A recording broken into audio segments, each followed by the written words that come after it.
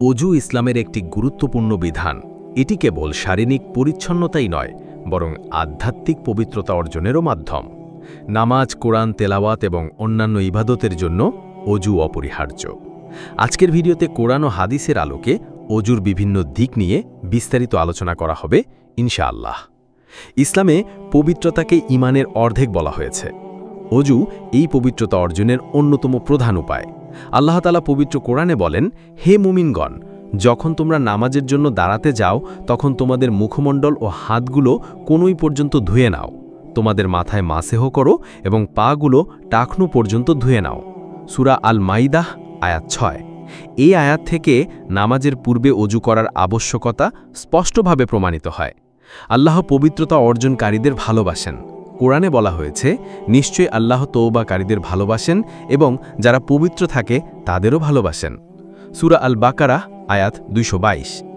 এছাড়াও রাসূলুল্লাহ সাল্লাল্লাহু আলাইহি ওয়াসাল্লাম বলেছেন, যখন কোনো মুসলিম বান্দা অজু করে তখন তার মুখ ধৌত করার সাথে সাথে চোখের দ্বারা করা গুনাহগুলো পানির সাথে ঝরে যায়।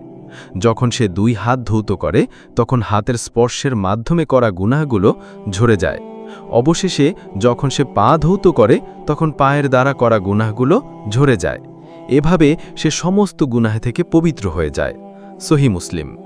রাসূলুল্লাহ সাল্লাল্লাহু আলাইহি ওয়াসাল্লাম আরও বলেন, কিয়ামতের দিন আমার উম্মতকে এমন অবস্থায় ডাকা হবে যে অজুর প্রভাবে তাদের হাত পা ও মুখমণ্ডল উজ্জ্বল থাকবে। তাই তোমাদের মধ্যে যে এই উজ্জ্বলতা বাড়িয়ে নিতে পারে সে যেন তা করে।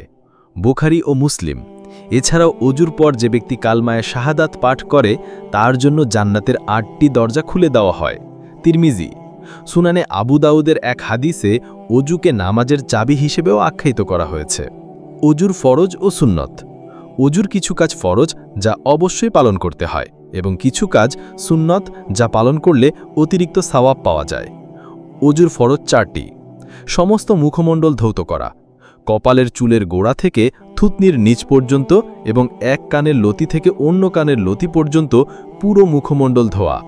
কনুইসহ 2 হাত ধৌত করা, হাতের আঙুলের ডগা থেকে কনুই পর্যন্ত ভালোভাবে ধোয়া। মাথা মাসেহ করা, ভেজা হাত দিয়ে পুরো মাথা একবার মাসেহ করা। টাকনু সহ 2 পা ধৌত করা, পায়ের আঙুলের ডগা থেকে টাকনু পর্যন্ত ভালোভাবে ধোয়া। অজুর সুন্নতসমূহ: অজুর শুরুতে বিসমিল্লাহ বলা, নিয়ত করা, মেসওয়াক করা, কবজি পর্যন্ত 2 হাত 3 বার ধোয়া, 3 বার কুলি করা, 3 বার নাকে পানি দিয়ে নাক পরিষ্কার করা, দাড়ি খিলাও করা, হাত ও পায়ের আঙুল খিলাল করা, প্রত্যেক অঙ্গ 3 বার করে ধোয়া, ডান অঙ্গ আগে ধোয়া, ধারাবাহিকভাবে অঙ্গগুলো ধোয়া। মহানবী সাল্লাল্লাহু আলাইহি ওয়াসাল্লামের অজু করার পদ্ধতি। হাদিসে নবী সাল্লাল্লাহু আলাইহি ওয়াসাল্লামের অজু করার পদ্ধতি বিস্তারিতভাবে বর্ণিত হয়েছে। উসমান ইবনে আফফান রাদিয়াল্লাহু আনহু ও আলী রাদিয়াল্লাহু আনহু থেকে বর্ণিত হাদিস অনুযায়ী নবী সাল্লাল্লাহু আলাইহি ওয়াসাল্লামের অজু করার পদ্ধতি ছিল এই রকম।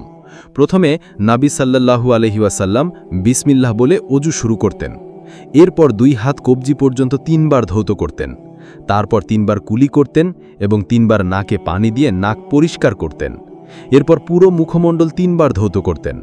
তারপর ডান হাত কনুই পর্যন্ত 3 বার এবং বাম হাত কনুই পর্যন্ত 3 বার। এরপর নতুন পানি নিয়ে পুরো মাথায় একবার মাসেহ করতেন এবং একই সাথে কানও মাসেহ করতেন।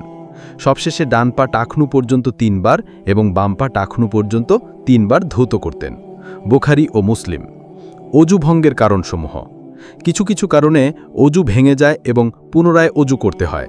সেগুলো হলো প্রস্রাব বা পায়খানার রাস্তা দিয়ে কোনো কিছু বের হওয়া, যেমন প্রস্রাব, পায়খানা, বায়ু, কৃমি ইত্যাদি। শরীর থেকে রক্ত, পুজ বা পানি বের হয়ে গড়িয়ে পড়া, মুখ ভরে বমি করা, থুতুর সাথে রক্তের ভাগ সমান বা বেশি হওয়া, চিত বা কাত হয়ে হেলান দিয়ে ঘুমিয়ে যাওয়া, কারণ এভাবে ঘুমিয়ে পড়লে শরীর ঢিলে হয়ে যায় এবং বায়ু নির্গত হওয়ার সম্ভাবনা থাকে। তবে বসে বসে ঘুমালে অজু ভাঙে না।